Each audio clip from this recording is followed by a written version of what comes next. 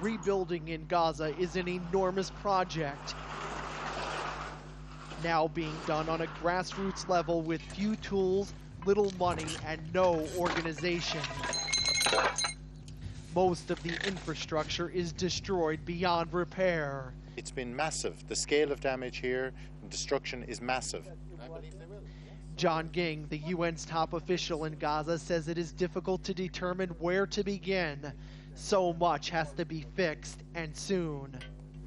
It's extremely frustrating for everybody, not least the poor people, who cannot understand why their basic legal rights are not being upheld. They have a right to a livelihood. They have a right to a dignified existence. Israel's 22-day offensive on the Gaza Strip left a trail of destruction. From schools to government buildings to homes, all turned into rubble. Thousands of people are living in tents, those like Saba Abed Rabu, whose home was hit by an Israeli missile. Hopefully we will get some donations or outside support. I expect that.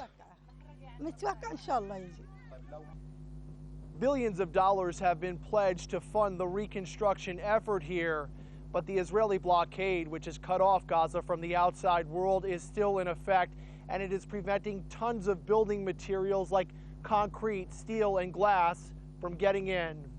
We do know what needs to be done.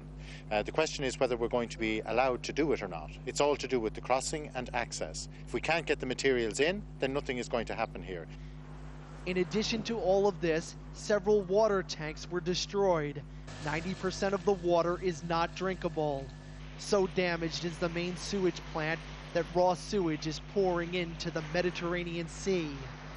It's very, very bad, to point that we cannot really say that the economy, the tourism, the education could rely on our water and wastewater systems. It will never be developed. I'm not just appealing for humanity here, I'm appealing for legality. John Ging is begging for the border crossings to be opened so reconstruction can begin. It is time, he says, for the politicians to finally put the people's interests ahead of theirs. Todd, Baer, Al Jazeera, Gaza City.